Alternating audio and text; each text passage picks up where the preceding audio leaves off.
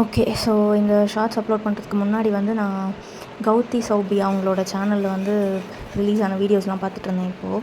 So அதில் வந்து அவங்களோட ப்ரெக்னன்சி ரிவீல் பண்ணியிருந்தாங்க. ஸோ அது பார்க்குறப்பவே ரொம்ப இமோஷ்னல் ஆகிட்டேன். அது ஆக்சுவலி வந்து இப்போ நானுமே ப்ரெக்னெண்ட்டாக இருக்கேன்.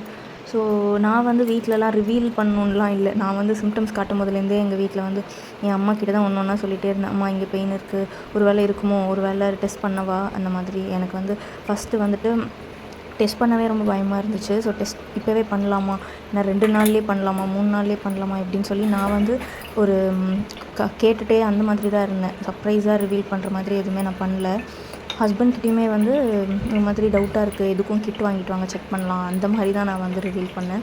ஸோ அவங்க வீடியோ பார்க்கும்போது ரொம்ப இமோஷ்னலாக இருந்துச்சு. மேபி நிறைய பேர் என்ன மாதிரி இமோஷ்னலாக இருப்பீங்க. அவங்க பேரண்ட்ஸ் எல்லாம் வந்து சர்ப்ரைஸ் ஆகிறத பார்த்துட்டு எனக்கு கண்ணெல்லாம் கலங்கிடுச்சு. நம்மளும் இப்படி ட்ரை பண்ணியிருக்கலாமோ அப்படின்னு கொஞ்சம் ரிக்ரெட் பண்ணேன்.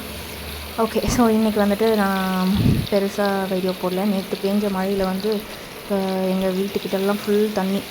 அதுக்கப்புறம் வந்துட்டு ஒரு நார்மலாக வந்து மம்மி மீன் குழம்பு வச்சுருந்தாங்க.